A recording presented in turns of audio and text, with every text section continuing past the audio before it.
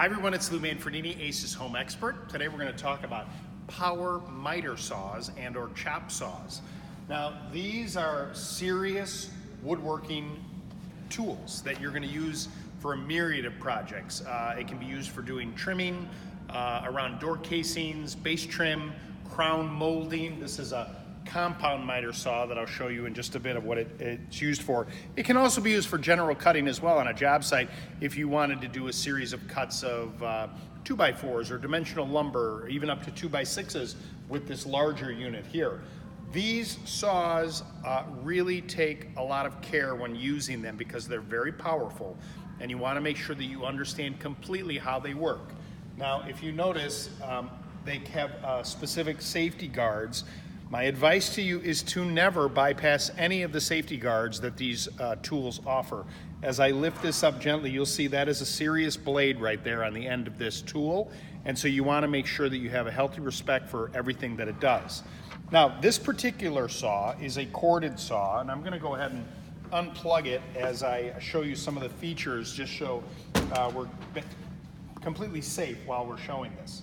Now, I'm going to remove that. You'll see that it's got a very heavy anodized aluminum deck on the bottom, which means that if you were going to use this outside and you were going to get wet, doing some major work out there, it would hold up really well. You have the ability to angle on this miter back and forth. This would give you a straight cut 90 degrees, and then you've got notches here where you can look closely and see the different settings. And so if you were trying to make a 30-degree angle cut, you would just put that over there and that would give you that cut. And you could make a series of these cuts. When you fire this thing up, it cuts, flawlessly. It really does a nice job. Again, the quality of the blade does matter in what you use on a tool like this. Now, secondarily on a tool like this, I mentioned it's a compound miter. So if you imagine crown molding in a home where you look up there and you see that outside corner where the crown molding has an angle to it, that's what's called a compound miter. This tool can allow you to do that quite easily. On the back, there is a release here that allows you to angle the motor of the entire saw over to the side. Then you would tighten that up. So right now I have that set at a 45-degree angle. And then if you bring that over typically to a 22.5-degree cut, I know this is a little bit too much inside baseball, but this is Carpentry 101. That cut you would make right there would be a cut that you would use in making crown molding on an inside corner, depending on how you orient the material on the saw. So I'm going to go ahead and straighten this back up just to show you how this ease of cutting this does. You want to make sure that everything's tight in the right spot. I'm going to go ahead and plug it back in. They make different sizes of these. It's basically on the blade side, this is a 12-inch. This is a smaller cordless version that Craftsman makes.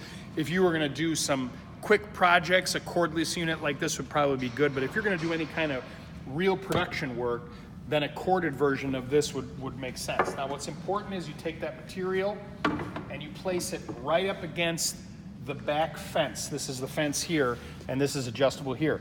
And you don't want to have your fingers here whatsoever. And you hold and make sure that you're holding that firmly. Now I'm going to take this, always wear safety glasses. I'm going to fire it up.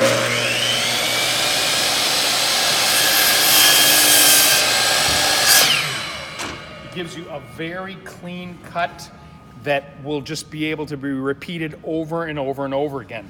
Now remember, when you're trying to get really fine cutting with a power miter saw like this, you want to have the best possible blade that you can buy. The more teeth on that blade, the finer and better the cut. If you need more information on a tool you want us to feature, just put a note at the bottom of this video.